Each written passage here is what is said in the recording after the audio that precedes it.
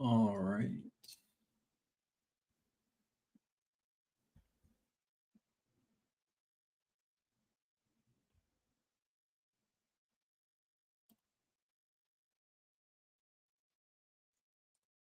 All right. Hi, everybody. How's it going? I'm Philip Kripe, your host today for Hashed Out Daily Crypto News with Cryptopolitan. And let's keep going. Today is the 21st of September, 2023. Doing this a bit later than usual today because I was helping organize future shows with some guys that are going to be really awesome to have for some interviews.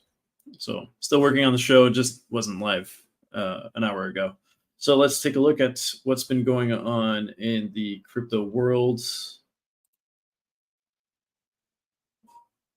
Always good to have you guys with us. All right.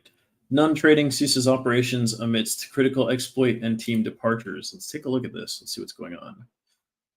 None Trading, a once promising crypto trading bot company, has ceased operations due to a critical security exploit and the departure of 3 core team members. The None token had quickly gained popularity, amassing over 1,600 holders and generating $60,000 in community earnings before the company announced significant funding and token losses.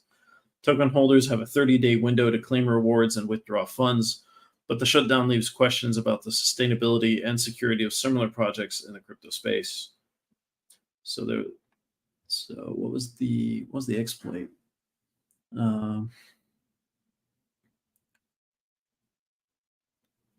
It doesn't look like they explained the exploit, so we'll see how that goes. Hopefully they can recoup enough to be able to rebuild without that exploit being present and any other exploits being present and launch again.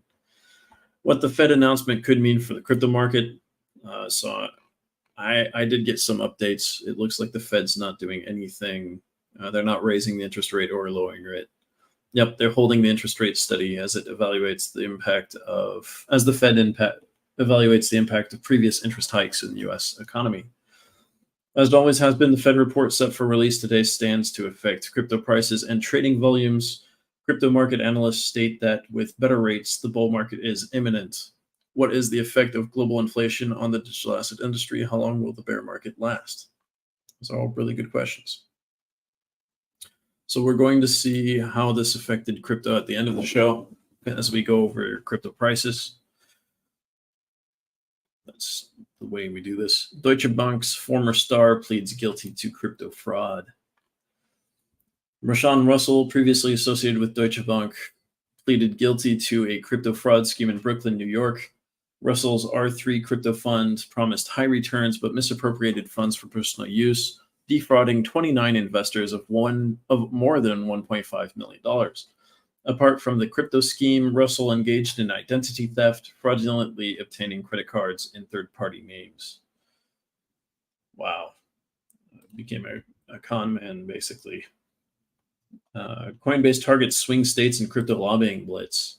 I thought this was interesting today. Coinbase launches the Stand with Crypto campaign targeting specific U.S. states, including 4 crucial swing states, which are New Hampshire, Nevada, Ohio, and Pennsylvania. A 2022 poll indicates 55% of voters in these swing states are averse to anti-crypto presidential candidates. Beyond swing states, the campaign will also focus on states with a high percentage of crypto owners. So what's interesting about New Hampshire, Nevada, Ohio, and Pennsylvania is that they're generally, I'm going to say, more independent thinking and more moderate in general than many other states. They aren't leaning too much one way or the other, which is why they're swing states. Lawyer arrested for laundering OneCoin funds denied a new trial. OneCoin lawyer Mark Scott has been denied a new trial in his money laundering case. The judge is set to move forward with sentencing after the dismissal. The investors lost $4 billion in the OneCoin scam, so that's probably why. U.S. and Philippines unite against crypto. Details. The Philippine Securities and Exchange Commission collaborates with the U.S. and the Asian Development Bank to combat crypto-related crimes. A special IOSCO investigation and enforcement training workshop was held in August to boost the Philippines SEC's crime investigation skills.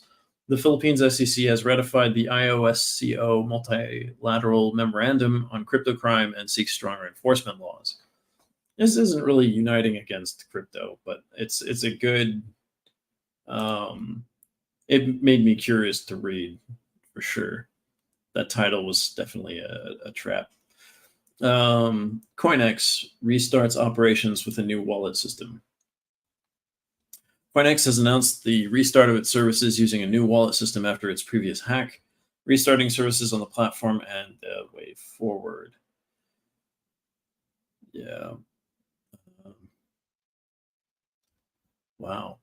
It's developing a new wallet system that would support its extensive range of 211 blockchains and 737 tokens, all of which were affected by the hacking incident before. The hack was $70 million. That's impressive. They're rebuilding. It's good. China is on a mission to spread deflation worldwide. China is experiencing a broad deflationary trend across various sectors. Despite rebounds, food products, home appliances, and transport prices continue to drop. China's falling export prices raise concerns for global economies. Supply chain complexities from production to retail affect final consumer prices. So, yeah, China's deflation is basically people aren't buying as much as they were, and the rest of the world isn't buying as much as they were. Therefore, there's not as much income in business, and therefore, there's not as much tax as well. And if there's not as much tax, the government can't spend as much. People can't spend as much if they aren't making as much. And the economy starts, prices start going down because they have all this extra excess production that they need to sell that they weren't able to sell to foreign or internal clients. That's how deflation works. Major League Baseball hosts its first metaverse game. What? Major League Baseball thrills fans to its new metaverse game debut. I think debut is what they wanted to say, but the digital realm and its growing role in sports. This has to do with Improbable's web-based platform will bring the Raise Angels game to life through 3D renderings, thanks to Major League Baseball's Game Day 3D technology, powered by Sony's Hawkeye camera tracking system, which is installed in all 30 team stadiums. Hawkeye's AI camera is commonly used for stat tracking and officiating in various sports, including automated line calls and tennis, will also play a pivotal role in this virtual endeavor. Instead of passively viewing flat video streams of the real-world game, fans in the metaverse will experience a real-time recreation in 3D, complete with exciting new ways to engage with the action. That's fascinating. CEO of Improbable, Herman Narula, expressed his belief that this technology would usher in new opportunities for sports leagues and their partners. He suggested that broadcasters could generate more revenue by creating immersive experiences around their broadcasts. These experiences might include microtransactions for purchasing virtual items, VIP access to players, fan zones, and club zones. Furthermore, Narula hinted at the potential to address broadcasting blackouts, offering fans alternative ways to engage with the game when traditional broadcasts are restricted. Interesting. North Korean hackers turn to Russian exchanges for crypto laundering, says Chainalysis. We've seen other folks say this recently as well. North Korean hackers use Russian crypto exchanges to launder stolen funds, says Chainalysis. Despite less activity in 2023, North Korean groups stole $340.4 million, making up 30% of crypto thefts. The Russian-North Korean collaboration complicates global law enforcement efforts. I mean, the Russians are making money off of the stolen crypto the North Koreans are selling on their exchanges. So that gives incentive for them not to do anything about it. I saw that Russia and China also lifted their sanctions on North Korea, so that has something to do with it as well. South Korea tightens grip on undeclared overseas crypto worth $99 billion. We just did both Koreas in a row. That's never happened before on this show. South Korea's tax agency reports that citizens and businesses hold around $99 billion in overseas crypto assets. A total of 1,432 individuals and entities are responsible for these crypto holdings. The Financial Services Commission is focusing on over-the-counter cryptocurrency transactions because they can't track those as much. Let's take a look at chat. Hi, Assad32176910. How are you doing? Nice to have you with us. PayPal's PYUSD stablecoin debuts on Venmo, expands crypto reach. Venmo's used quite a lot in the US. Venmo's users can now send PYUSD to any compatible external wallet. Users should be aware that using blockchain networks for these transactions may involve additional costs. The New York State Department of Financial Services has approved PYUSD, adding a layer of credibility to the stablecoin. That's PayPal's stablecoin, by the way. So PayPal and Venmo are working together with a stablecoin. It's fascinating. Congressman accuses Department of Justice of retaliation against tech CEO Elon Musk. Which one? Congressman Thomas Massie accuses the U.S. Department of Justice of using mafia tactics, quote unquote, in its investigations against Tesla and SpaceX CEO Elon Musk. Massie suggests the Department of Justice's actions are retaliatory, following Musk's criticisms of what he calls a censorship regime within the U.S. government. Massie contrasts the government's treatment of Musk with Meta CEO Mark Zuckerberg. Yep, they aren't treated the same at all.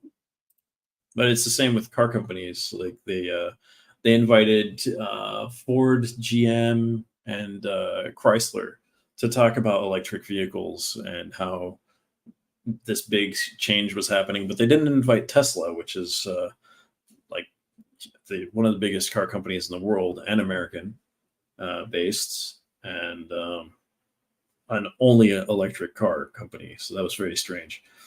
So it's not the first time he's been treated differently. I think it's because he used to be on the board of advisors for the Trump administration. So the Biden administration doesn't want to have anything to do with him. He was there as an advisor on climate change. China holds rates amid economic uptick. Smart move? ? China has kept its benchmark lending rates steady despite signs of economic recovery and a weakening yuan. The one-year loan prime rate LPR remains at 3.45%. The five-year LPR is at 4.20%. The recent decline of the yuan against the dollar has prompted China to take measures to stabilize the currency. Xi Jinping's playbook decoded for China observers. Let's stay on China for a second. Navigating the enigmatic twists and turns of China's political and economic strategies feels like unraveling a Gordian knot. There's a whirlwind of speculations about whether the decisions and trajectory are orchestrated by its current leader, Xi Jinping, or have roots in the foundational principles of the Chinese Communist Party dating back to 1949. China, with its colossal economic ambitions, seems to be maneuvering in a direction that perplexingly undercuts its potential. It wouldn't be the first time. Yeah, it's hard to know if it's the man or the party making the decisions. Many experts contend that the specter of the Soviet Union's disintegration still looms large over China's policymakers. The 1989 collapse of communism in the USSR profoundly impacted China's psyche. Xi Jinping himself has expressed apprehensions about the potential erosion of ideological rigor, citing the USSR's fate as a cautionary tale. The prevalent sentiment is clear. Xi refuses to mirror Mikhail Gorbachev's legacy, the last leader of the Soviet Union. Chinese officials, on their part, aren't just bystanders in this discourse. They've ardently defended their economic policies and progress. According to them, almost 92% of all registered companies in China are privately owned. They emphasize ongoing efforts to buttress the private sector's role, even establishing a bureau focused on its development. Yet naysayers abound. Leza Tobin of the Special Competitive Studies Project sounds an alarm for foreign businesses in China.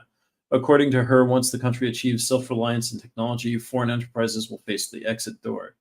Others, like journalist Bob Davis, rue the day they misread Xi as a modernizer, now labeling him an orthodox Marxist.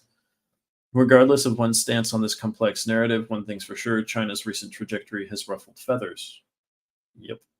For a long time, observers like Shell, who witnessed China's transformative journey from the era of Mao Zedong, these moves are deeply unsettling. The hope, however faint, is that this isn't a prologue to a tragic denouement for China, like an untying of a knot. Fed makes ridiculous prediction for U.S. recession. The Federal Reserve's claim that the U.S. will avoid a recession until at least 2027 seems more absurd than informed. Despite stopping interest rate hikes, the Fed's optimistic projections, especially the 2.1% economic growth, seem detached from reality. Current economic threats like surging oil prices, auto worker strikes, and potential government shutdowns could disrupt these forecasts. So could a lot of other things, like China going down, could have an effect on that as well. Digital euro stumbles. Financial giants spot legislative flaws. Let's look at chat real quick. Hi, Tick Tick. Nice to have you with us. So, in the world of financial innovations, the anticipation of a digital euro was met with much fanfare. Yet, as the glitter begins to settle, it seems that the grand European project might be riddled with legislative potholes. The Institute of International Finance, IIF, a prominent financial advocacy group with a global presence, has critically assessed the European Commission's proposal for the digital euro. Their conclusion? Let's just say it's not the glowing endorsement one might have hoped for. Legislative gaps as wide as the Grand Canyon. Spanning its critical lens across 7 significant areas of the legislation, the IIF found most of them to be, at best, partly addressed. It's akin to building a skyscraper but forgetting about the foundation. The cost-benefit analysis that forms a pivotal component of any legislative proposal, especially one as monumental as the introduction of a digital euro, was termed basic and high level. It's as if some sections were rushed afterthought, relying heavily on preceding studies, or worse, glaringly missing altogether. One of the pronounced ambiguities surrounds the financial stability and bank intermediation mechanism. It's all well and good to highlight holding limits as a protective measure, but without a clear definition of these limits or a strategy for their enforcement, it's about as useful as a screen door on a submarine, which you drown and die. A digital coin with potentially hollow promises. It's evident that the architects of this digital euro proposal may have been a tad too hasty. Payment service providers find themselves in a murky lagoon with no clear path to recoup the costs of integrating digital euro services. They're staring down the barrel of expenses like infrastructure, connectivity, and wallet software development. But wait, there's a twist. Caps have been slapped onto the fees they can charge. And just to sprinkle some more salt on the wound, credit institutions are expected to gift basic digital euro services. No price tag. The IIF, unsurprisingly, found these economic and liability model challenges only superficially tackled. Privacy, the cornerstone of any digital currency, appears to be an afterthought.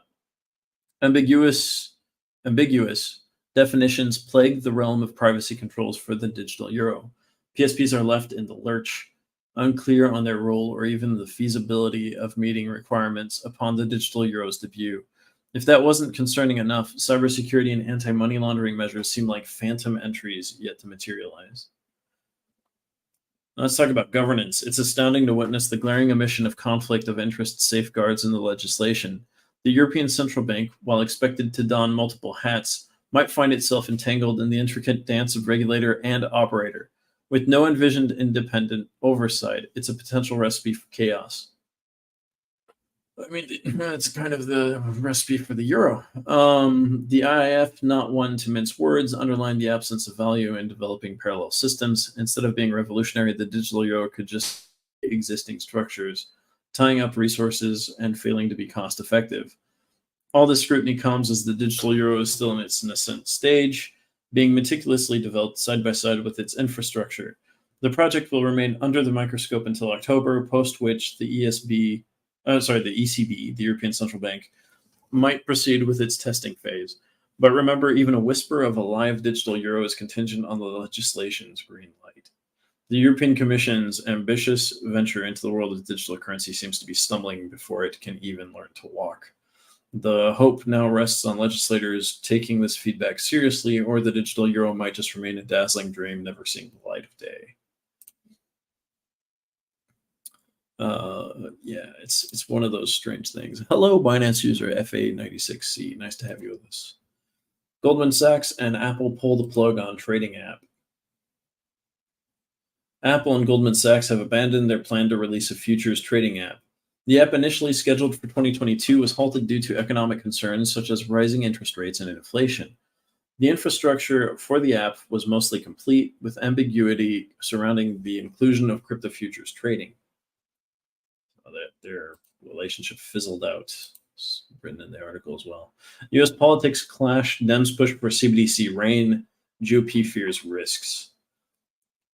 The U.S. House Financial Services Committee debated the CBDC Anti-Surveillance State Act, discussing the implications of a U.S. CBDC, or central bank digital currency, if you're just joining this debate.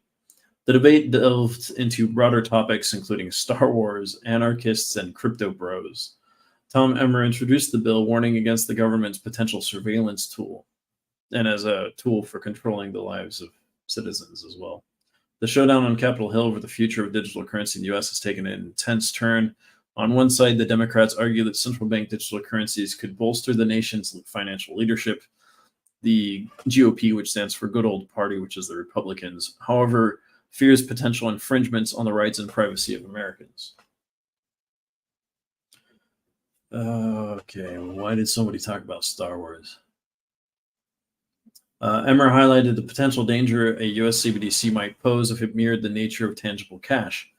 Drawing parallels with the Chinese digital yuan and Canada's bank freezing response during the 2022 truckers' protests, Emmer aims to expose potential pitfalls of such digital ventures.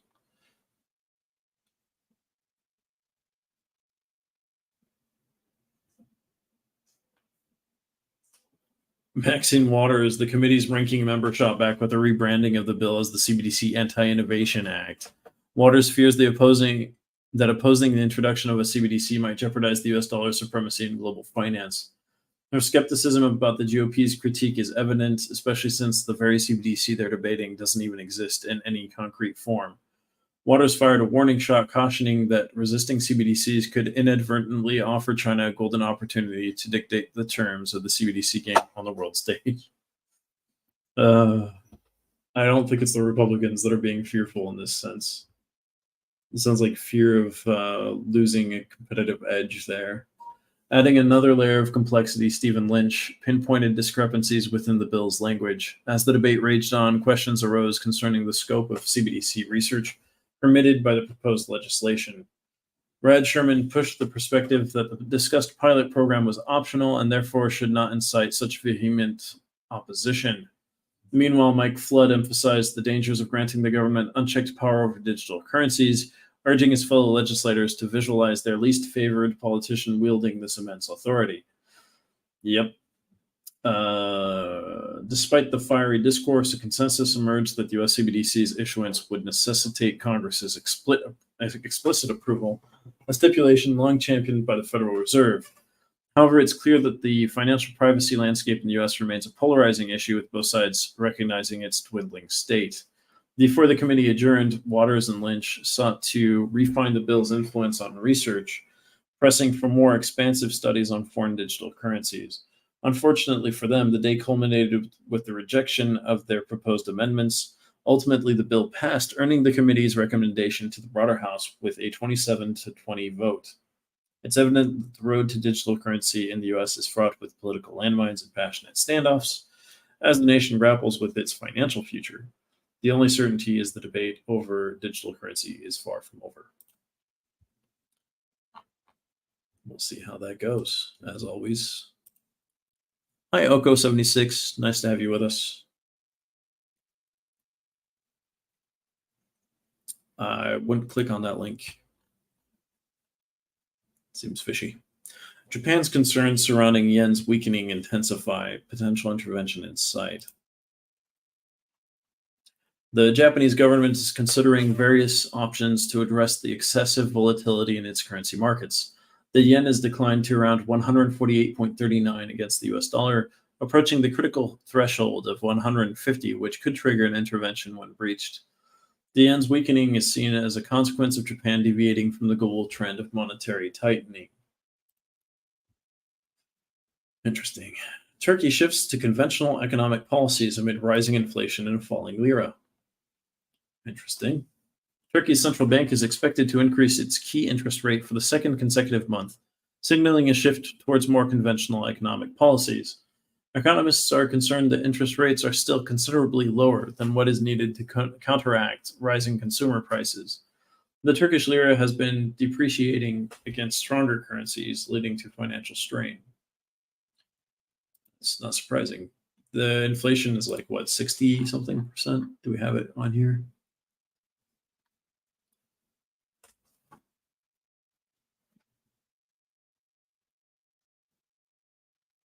So, yeah.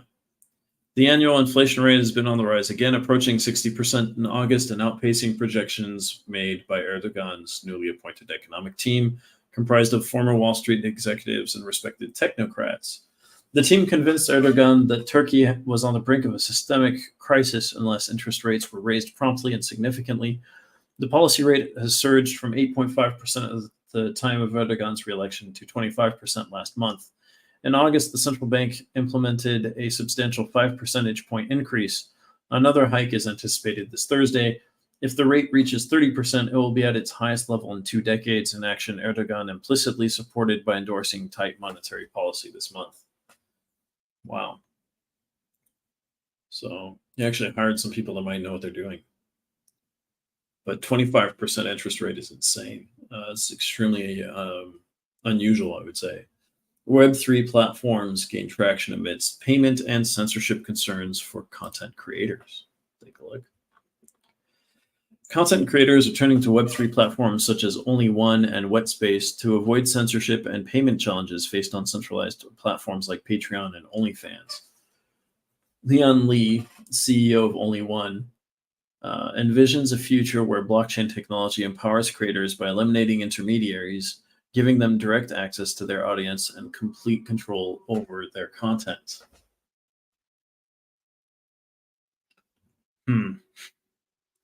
Recent disruptions in traditional platforms like Patreon and OnlyFans has creators turning towards these groups. Interesting. UK Parliament greenlights online safety bill extending regulations to the metaverse.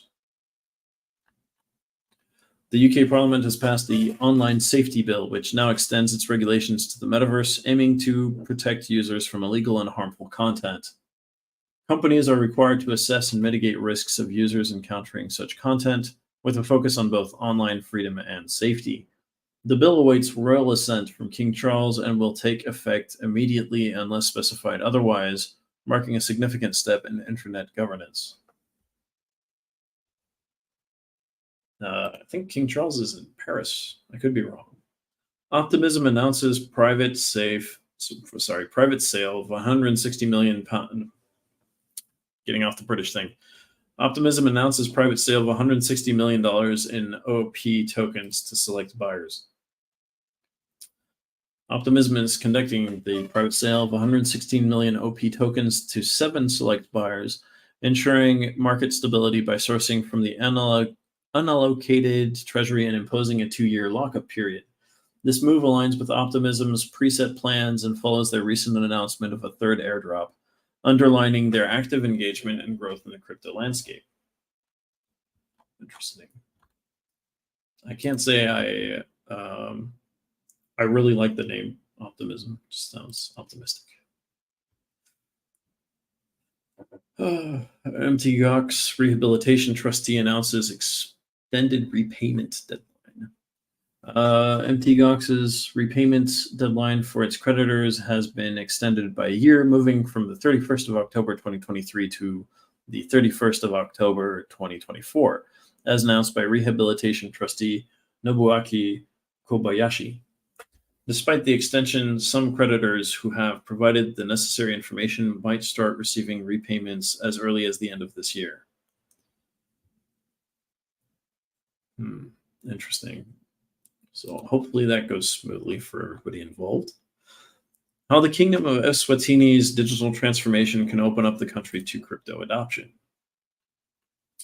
So the Kingdom of Eswatini's digital transformation is opening up the country to crypto adoption by providing fast and reliable internet access to businesses, public schools, and rural communities. This is making it easier for people to learn about and use cryptocurrencies, and is also creating new opportunities for crypto-based businesses to operate in Eswatini. The Minister of Economic Planning and Development, Dr. Tambogina, at the UN General Assembly on the 19th of September 2023, said that they have allotted $1.6 billion to create jobs. And then he added, "We want to use digital transformation as a vehicle to ensure that no one is left behind. Therefore, the programs that are to be used for providing fast and reliable internet connection for businesses, public schools, and rural communities is a top priority." The Kingdom of Eswatini, formerly known as Swaziland, is a small landlocked country in southern Africa. It is bordered by South Africa to the west, Mozambique to the east. It's a population of just over 1.1 million. The country is currently looking into a CBDC, and they're also working with a number of private sector partners to develop e-payment solutions that use cryptocurrencies. The government is working on developing a regulatory framework for cryptocurrencies as well. So keep your eye out for Eswatini. It might be the next place to move forward in crypto in Africa. Crypto holder falls victim to $4.5 million phishing scam. Cryptocurrency holder has reportedly been defrauded in a staggering $4.46 million phishing scam. Blockchain security firm PeckShield has identified the address ending in ACA7 as belonging to a malicious phishing scammer. Gasso explains that victims are enticed to participate in what appears to be a legitimate mining pool for cryptocurrencies. And that's how they get scammed. Aptos Labs partners with Coinbase Pay to streamline Web3 onboarding. Aptos Labs has integrated Coinbase Pay into its crypto wallet Petra to simplify the process of converting fiat currency into crypto and vice versa. The partnership aims to enhance the Web3 user experience by offering multiple payment options, including bank transfers, debit and credit cards, and Coinbase account balances. Fascinating.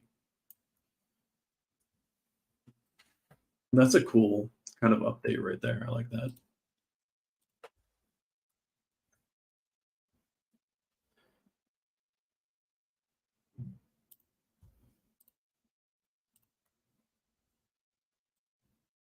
All right. CBDC Anti-Surveillance State Act advances in Congress. We talked about this earlier.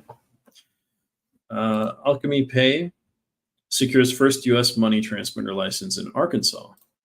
Arkansas. Interesting.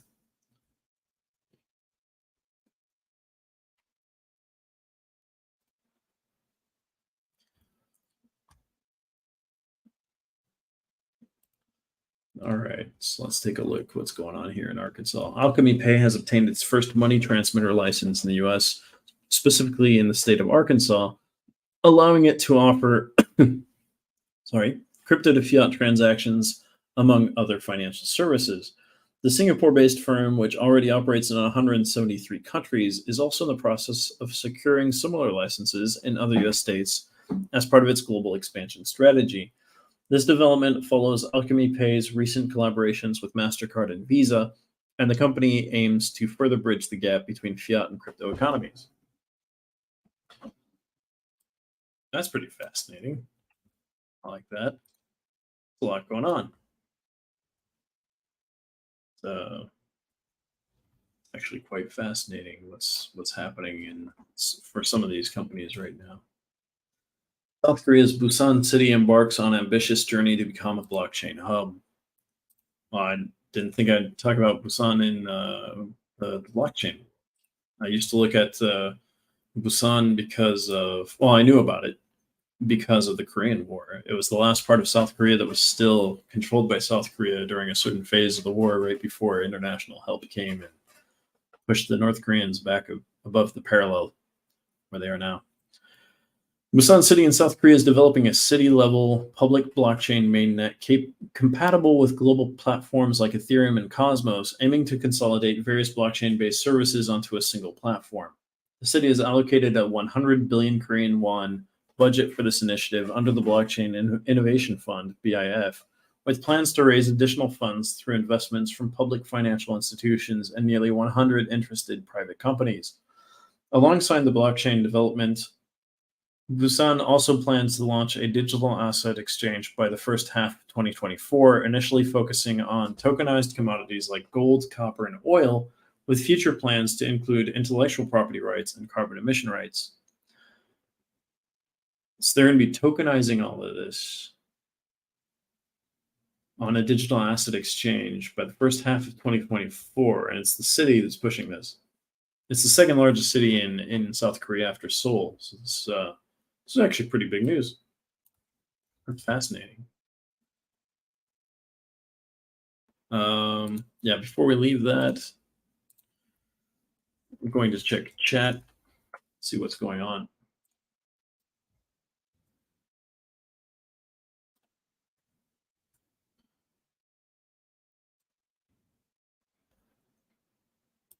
All right, so let's see. All right, hello. Wow, a lot of folks showed up since the last time I looked. Hello, Salim Sufi. Nice to have you with us. Hi, Crazy Soul 32 B7A, Banzel Boy, Carlos Tarzan Diab. I'm sorry you lost $21,000. Hi, Abubakar 3137. Hi, Sheko Forever. Nice to have you guys with us. For all of you that are just joining now and have been listening in and not really talking in chat, nice to have you with us as well. If you enjoy what we're doing here, and also subscribe so you get notifications of the next time we have something going on. We're going to be having more and more interesting things happening outside of our daily news show that you're watching right now on this channel. So definitely subscribe and check it out. That way you get notifications when you're interested on something we're doing. You can jump on and join in.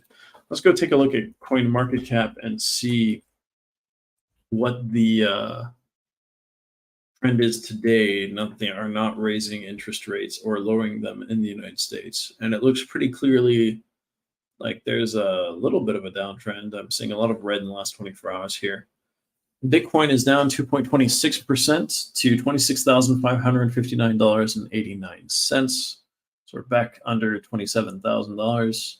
Ethereum is down 2.85% to $1,584.40. We're also down under the 1,600 level. BNB is at $210.97, down 2.56% in the last 24 hours. XRP is at 50 cents 45, down 2.05% in the last 24 hours. Cardano's ADA is down 2.54% to 24 cents 81. Let's see, Dogecoin is at 6 cents 171, down 0.96% in the last 24 hours. Ton from Toncoin is down 4.19% to $2.39. Solana down 3.96% in the last 24 hours to $19.53. Let's look at the biggest winners and biggest losers. The Fear and Greed Index is at 42, same as yesterday, neutral, better than previous weeks. It's the best time of the month so far, it seems, as far as the Fear and Greed Index. Biggest winners, we have IMX from Immutable up 24.11% in the last 24 hours to 66 cents 87. Sorry, it just went up to 66.90 and then back down to 66.87. There's a lot of trading going on, I would assume. And Algorand, Algo, up 4.20% to 0.87 cents. So 9 cents 869 is where Algo is right now. Also moving quite a lot. The others are up less than 3%. But I will talk about the next two because they're the only ones up more than 2%. Multiverse X EGLD is up 2.45% to $26.32. Astar's ASTR is up 2.44% to 5 cents 36. Let's take a look at our biggest losers in the last 24 hours. eCash XEC is down 5.50%. Not even going to read that. That's too many zeros. Optimism's OP is down 5.08% to $1.32. We talked about them in the news today about how they're going to be doing an airdrop soon, and they just sold a lot of their reserves to 7 specific people that they have to hold for 2 years. So that's the news and optimism. Gala down 4.51% to 1 cent 34. Been dropping pretty constantly for quite some time. It's no surprise there. Stellar XLM is down 4.21% to 11 cents 27. And XDC network is down. XDC is down 4.27% to 5 cents 251.